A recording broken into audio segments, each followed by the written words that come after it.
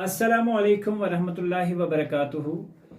अजीज़ तुलबा व तालिबात, आप सबका खुश आमदीद है हमारी यूट्यूब चैनल जेके बोस फाउंडेशन क्लासेस में। मैं हूं ताहिर और आज के इस वीडियो में हम बात करेंगे आपके क्लास 10 टुलिप सीरीज इंग्लिश के जो इंग्लिश अभी तक हम पढ़ा रहे हैं उसका जो पॉम्स हमने स्टार्ट किया था। तो पॉम में जो दूसरी पॉम है मिरेकल्स, उसके क्वेश्चन एंड आंसर्स इस चैप्टर में हम डिस्कस करेंगे।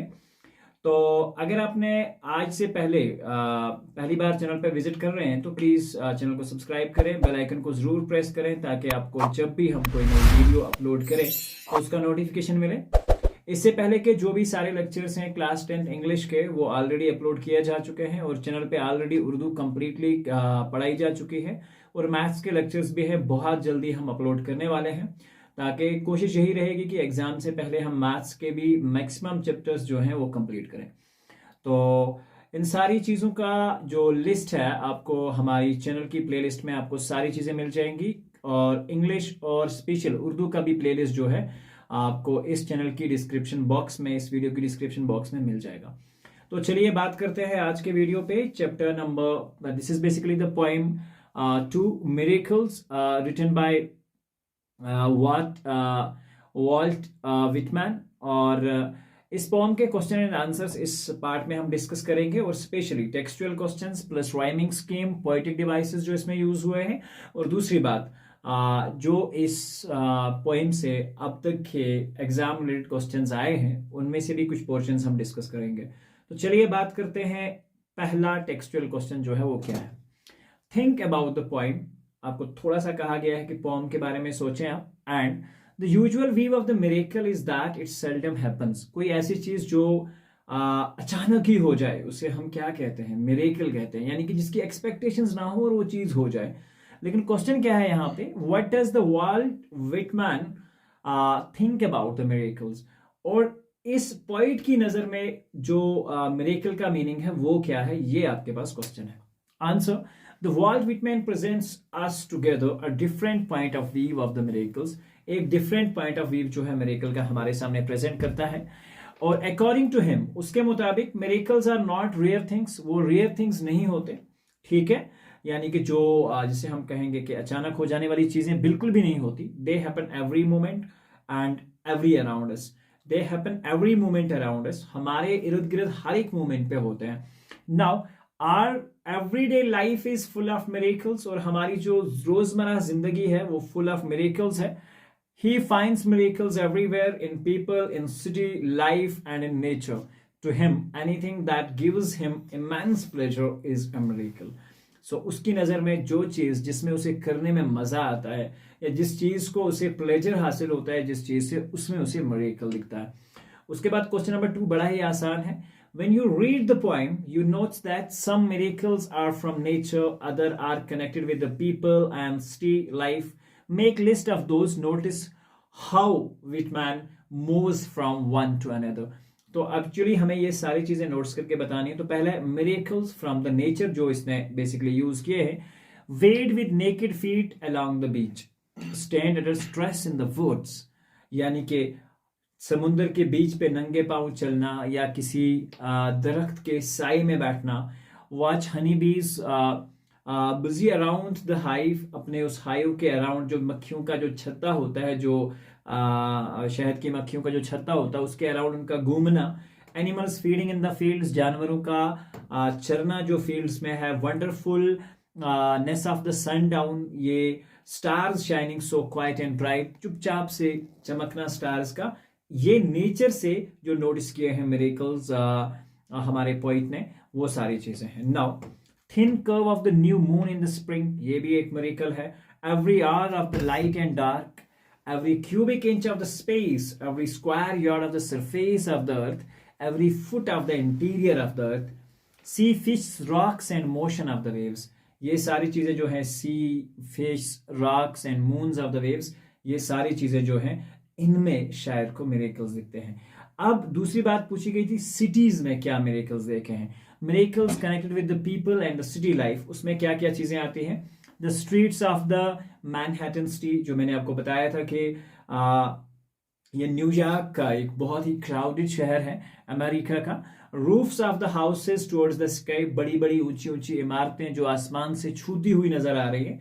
Talk by day with one I love, और एक ऐसे आदमी के साथ बात करना जिसे आप प्यार करते हो, तो समझ ही सकते हैं उसके साथ भी बात करना एक मिरेकल ही हो सकता है। Sit at the table at dinner with family members, और फैमिली मेंबर्स के साथ बैठ के डिनर करना।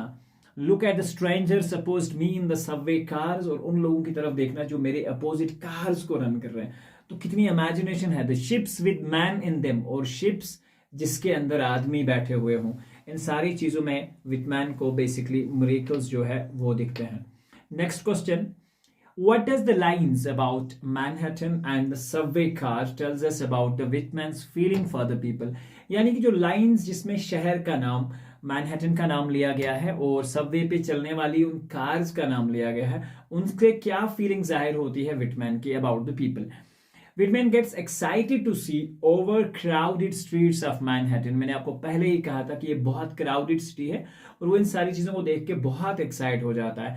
He is equally excited to see that stranger sitting opposite to him in the subway car. He feels quite happy to be with people.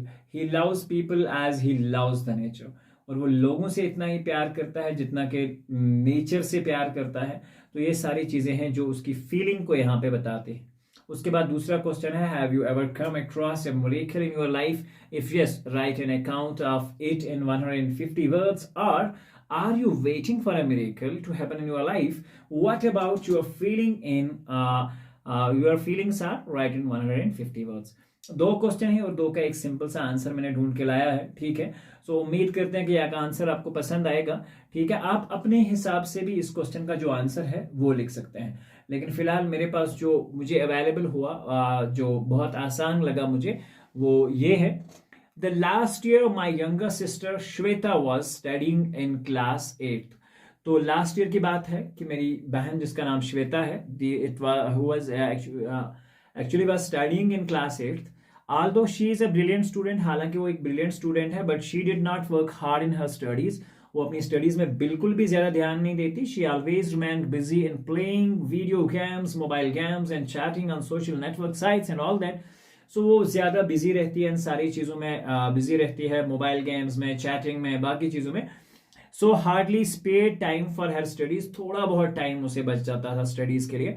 Now when she appeared in 8th class examination, I presume that she would hardly pass the exam.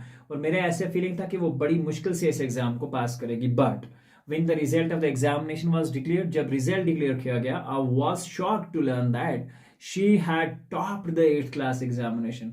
तो ये एक miracle ही था।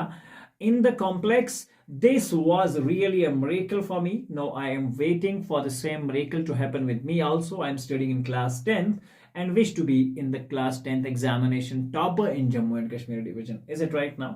तो सबसे पहले यहाँ से एक बात याद पड़ती है कि एग्जाम में टॉप करना कोई बड़ी बात नहीं होती, लेकिन आप जब किसी बड़े एग्जाम में बैठते हैं, चाहे आप नीट के पेपर्स में बैठ रहे हो, चाहे आप किसी अच्छे एग्जाम में बैठ रहे हो, वहां अपना लोहा मनवाओ, तो वो बात होती है। बोर्ड के एग्जाम्स में टॉप करना is not like a big dream.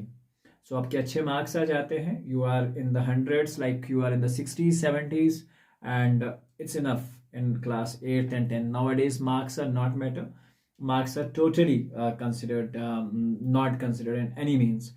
अगर कहीं पे भी आपको किसी जॉब के लिए अप्लाई करना है, चाहे वो पियान की जॉब भी क्यों ना हो, तो आपको पेपर सॉल्व करना पड़ेगा और वहाँ पे आपकी नॉलेज चेक की जाएगी। तो ऑब्वियसली ये सारी चीज़ें तभी आएंगी जब बहुत ज़्यादा मेहनत की जाएगी।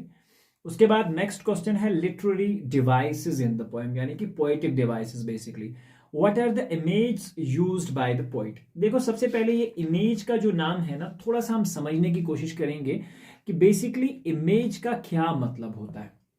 देखिए, जब भी हम किसी पोम के अंदर इमेज की बात करते हैं, ठीक है, what is basically the image? If you just go with the definition of the image, image are the pictures produced in the mind of the use of the typical words. यानी कि अगर आप किसी राइटिंग को पढ़ रहे हैं या किसी रीडिंग को पढ़ रहे हैं, आपको ऐसा इमेजिनेशन करना है कि वो सारी चीजें आपके सामने हैं, इस तरह की इमेजिनेशन करना।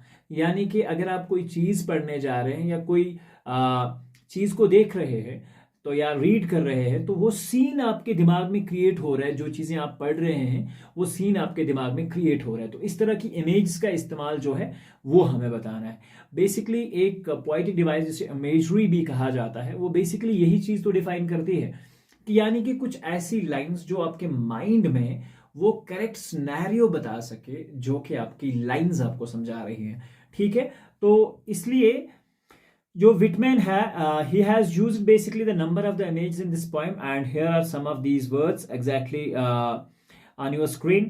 Wade with naked feet along the beach. ठीक है, वेड नंगे पाँव फीट में चलना, ये इमेजिनेशन है। और आप साथ में पढ़ते समय ये भी सोच रहे हैं कि कैसा फीलिंग होगा नंगे पाँव चलना, और वो भी बीच के अंदर। तो ये सारी एक इमेजिनेशन। दूसरा, standing under the trees in the woods, जंगलों में बैठना, बहुत दूर किसी अकेलेपन को यहाँ दिजार या इसको इमेजिन करना अपने साथ में। तो इस तरह की इमेजिनेशन यूज की हैं।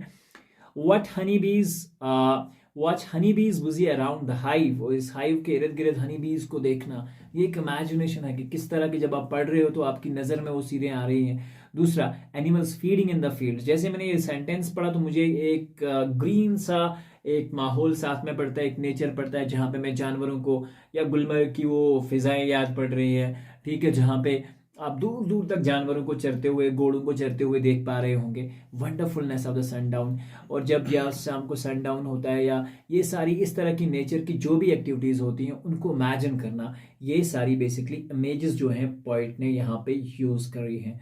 ठीक है, तो मूविंग विद द नेक्स्ट कुछ और हैं। Stars shining in the quite sky, thin curve of the new moon in the spring, sea fish, rocks and motion of the waves, इन सारी चीजों में इमेज का इस्तेमाल किया है। तो ये पोएटिक डिवाइस जो बेसिकली है इमेजरी का यूज हुआ है यहाँ पे ज्यादातर।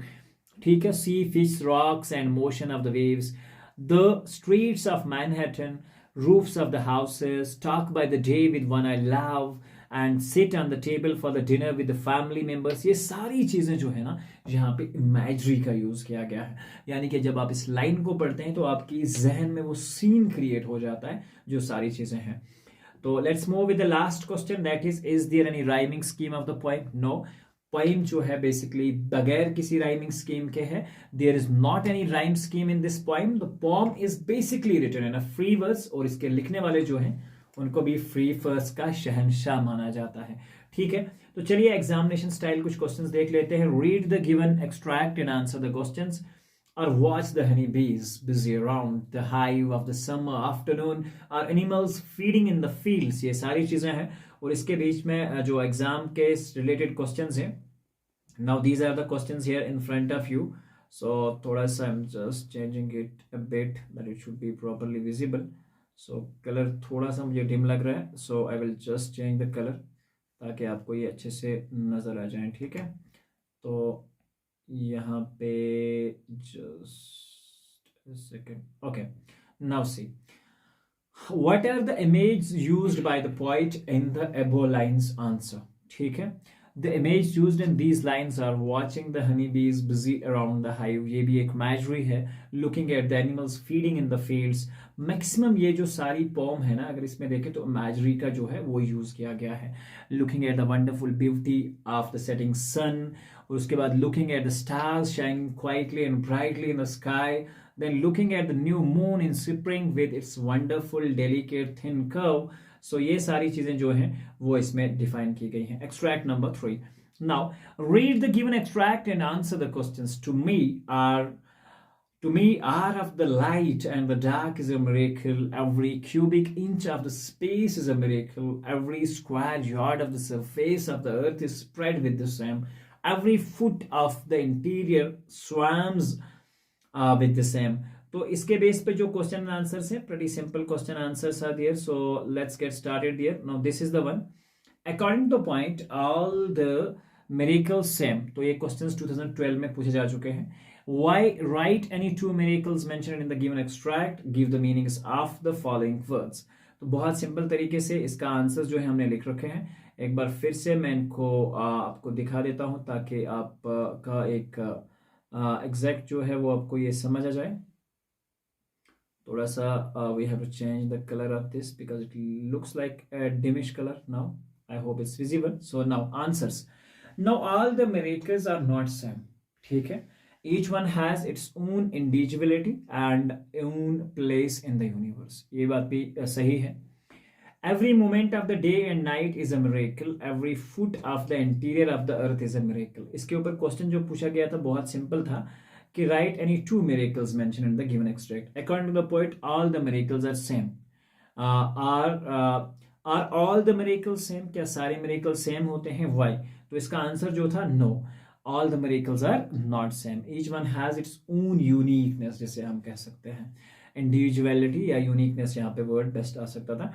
Every moment of the day and the night is a miracle. Every foot of the interior of the earth is a miracle. Now, second is surface का मतलब होता है the outside part of something, ठीक है, और swam का मतलब होता है is full of. तो this basically concludes our today's topic for this update and I hope कि आपको मजा आया होगा ये चैप्टर जो है पढ़ के। तो मिलते हैं एक नए वीडियो में जिसमें हम आपकी क्लास का जो नेक्स्ट पोम है we will discuss, that is when you are old, जो कि लिखी गई है W.B. वीस ने। तो बहुत शानदार पोएम है वो भी, तो पढ़ेंगे लेकिन इस लेसन के बाद। तो मिलते हैं इंशाल्लाह एक नए वीडियो में। चैनल को सब्सक्राइब करें, बेल आइकन को जरूर प्रेस करें और साथ में अपने दोस्तों के साथ जरूर शेयर करें। तो जब तक के लिए हम नए वीडियो में मिलते हैं, तब तक के लिए अल्लाह हाफिज़, नेगेबान। Thank you each and everyone, thank you.